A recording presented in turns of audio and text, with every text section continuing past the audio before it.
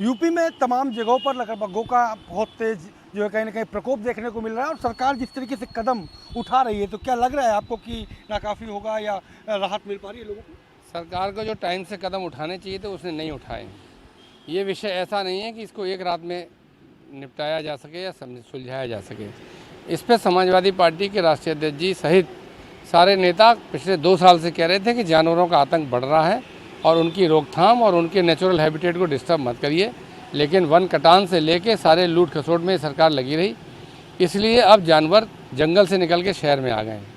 इस पर वन विभाग को और ज़रूरत पड़े तो अन्य एजेंसियों की मदद लेकर इस पर राहत देनी चाहिए और सरकार का नकारापन और निकम्मापन इससे उजागर हुआ है और जनता की जान को खतरे में डाल दिया है। अगला सवाल मेरा कि इंडिया अलायंस की बात चल रही है, तो क्या हरियाणा में समाजवादी पार्टी चुनाव नहीं लड़ेगी? कुछ ऐसे संकेत दिए जाए?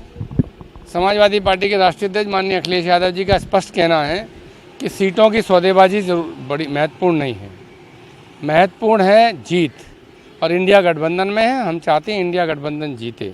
अगर किसी का मन नहीं बन पा रहा है या किसी के से हिसाब से कोई एडजस्टमेंट नहीं बनना है तो वो हमारे लिए प्राथमिकता का विषय नहीं है। प्राथमिकता का विषय, हम बड़े मन से राजनीति करते हैं। प्राथमिकता का विषय है कि देश को संविधान और गरीब, मजदूर, कमज़ोर वर्गों के हित में फैसले लेने के लिए इंडिया गठबंधन को मजबूत करना है और कांग्रेस को हराना है। उसके प्रति हमने अपना कमिटमेंट उजागर किया है और उसको रिएटरेट किया, दोबारा से बताया है देश को और सब पार्टियों को कि सीटें महत्वपूर्ण नहीं हैं, ये परिणाम महत्वपूर्ण है जिसमें भारतीय जनता पार्टी हारे और इंडिया अलायंस जीते। एक अंतिम सवाल मेरा कि सुल्तानपुर की घटना का जिस तरीके से खुलासा हुआ, उसके परिवार जो जिसको इनकाउंटर हुआ उसका परिवार जिस तरीके से आरोप लगा रहा है, कैसे देख रहे हैं उसे आप? ये सारे प्रदेश के लोग जान रहे हैं कि मुख्यमंत्री योगी आदित्यनाथ जी को पता लग चुका है कि हमने कोई काम किया है, न हमारा कोई और ट्रैक रिकॉर्ड है। केवल यादव समाज और मुस्लिम समाज के खिलाफ जो द्वेष भावना फैला के वो राजनीति करते आए हैं उसके चरम पे पहुंच गए हैं।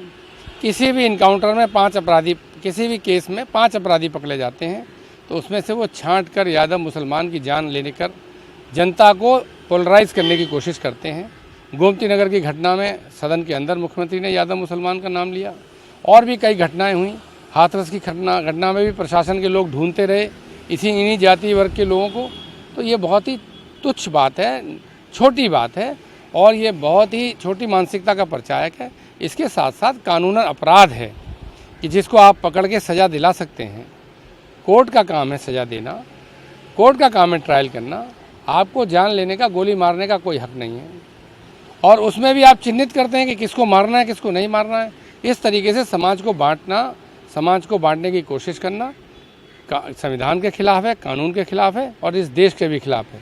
शुक्रिया हमसे बात करने की। तो आपने सुना समाजवादी पार्टी के सीनियर लीडर जो है उदयवीर जी का जो साफ तौर पे कहना है कि जिस तरीके से संविधान की लूट की जा रही है, कानून के साथ मजाक किया जा रहा है, वो कहीं ना कहीं अपने आप में भी अपराध की संज्ञा पे आता है। कैमरा पर्सन पंकज निगम के साथ संजय प्रताप सिंह, भारत समाचार, लखनऊ।